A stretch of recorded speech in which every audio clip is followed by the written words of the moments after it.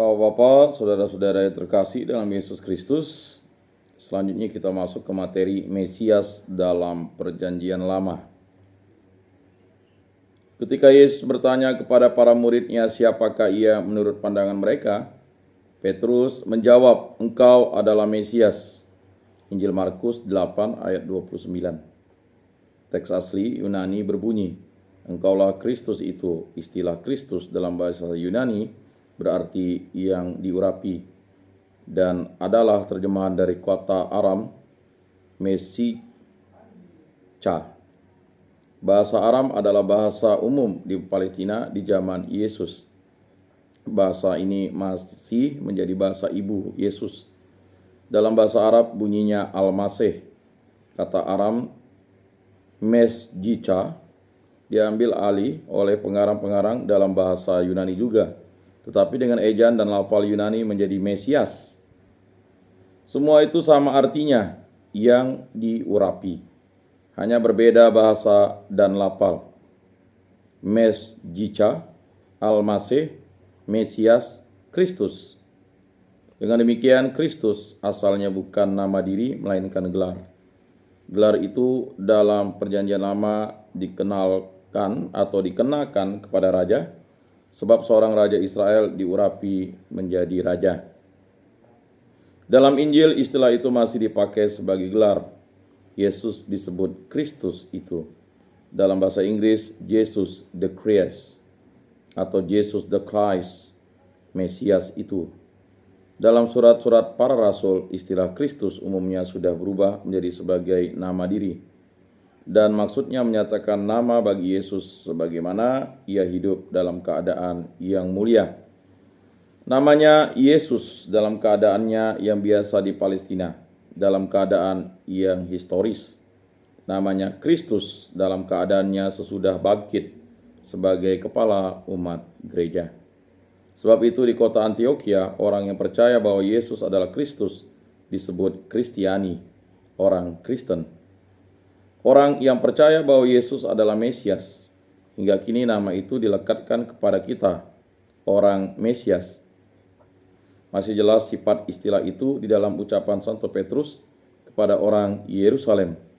Dalam khotbahnya yang pertama, seluruh kaum Israel harus tahu dengan pasti bahwa Allah telah membuat Yesus yang kamu salibkan itu menjadi Tuhan dan Kristus. Kisah Para Rasul bab 2 ayat 36. Pada orang Yahudi, Yesus dikhotbahkan sebagai Mesias.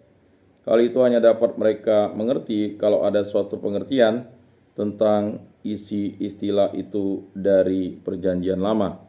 Di sini penting juga bagi kita untuk mengetahui isi pengertian itu.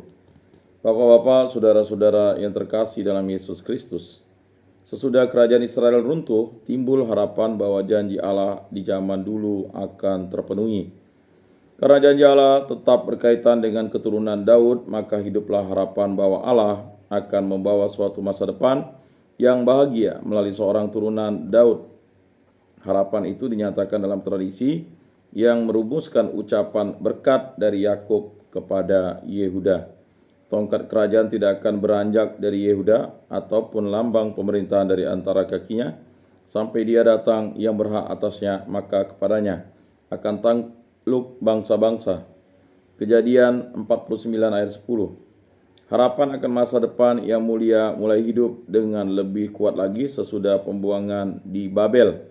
Harapan itu mempunyai sifat duniawi. Diharapkan masa pemerintahan Allah yang gilang gemilang. Pemerintahan Allah yang membawa bahagia akan dijalankannya dengan perantaran seorang dari keturunan Daud, raja yang diurapi, Mesias.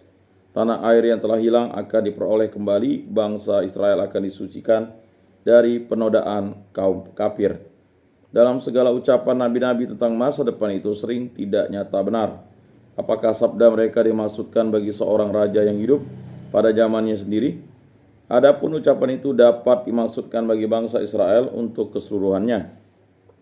Pada waktu itu tunas yang ditumbuhkan Tuhan akan menjadi kepermainan dan kemuliaan, dan hasil tanah menjadi kebanggaan dan kehormatan bagi orang-orang Israel yang terluput. Yesaya 4 ayat 2. Yang pertama-tama dimaksudkan ialah kesisaan yang kecil.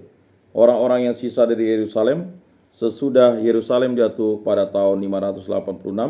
Kemudian dalam teks itu dilihat arti Mesias yang akan datang, yang berarti keyakinan umum umat gereja pertama.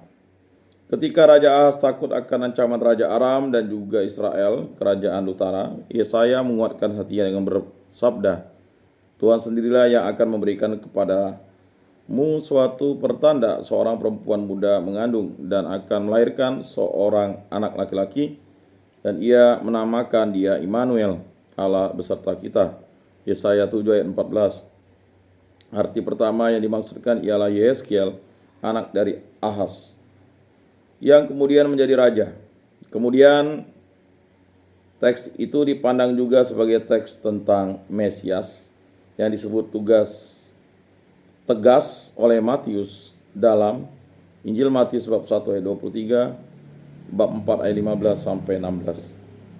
Dari lagu-lagu tentang hamba Tuhan terutama patut diberi perhatian kepada Yesaya 52 ayat 13 sampai 15. Hamba Tuhan akan diangkat tinggi tetapi sekarang masih dalam penderitaan yang hebat.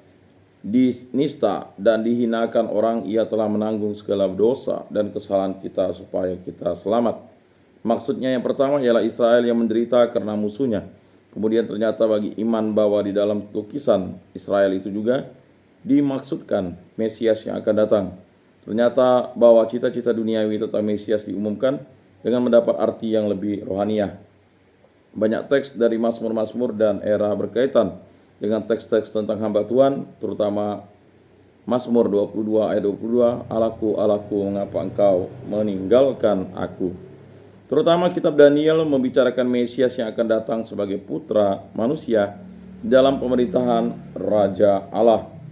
Baik tentang hamba Tuhan maupun tentang putra manusia yang terdapat peringatan atau yang tak terdapat peringatan akan seorang turunan Daud. Namun tradisi rabi-rabi Yahudi memandang putra manusia sebagai Mesias dari keturunan Daud juga. Daniel bersabda tentang suatu kerajaan yang tak akan berkesudahan, pemerintahan raja yang kekal. Akan menjadi pemerintahan raja dari Allah pun dari orang-orang suci dan diwakili oleh seorang yang datangnya dari atas, putra manusia, oleh Daniel 7, terutama ayat 13 sampai 14. Di sini harapan akan masa depan bukan bersifat duniawi semata-mata, melainkan lebih universal. Terutama dibicarakan dua zaman, dua aion sekarang. Zaman yang fana, zaman dosa dan kutuk, zaman yang akan datang, zaman akhir. Zaman Mesias adalah zaman pemerintahan Allah dalam kemuliaan. Mesias akan datang mengadili umat manusia dan mengumpulkan rakyatnya yang tercerai-berai. Kebangkitan orang mati diajar juga di sini. Umat gereja dalam terang Roh Kudus akan mengerti bahwa semua itu dipenuhi di dalam diri Yesus dari Nazaret. Semoga bermakna dan bermanfaat dalam hidup kita.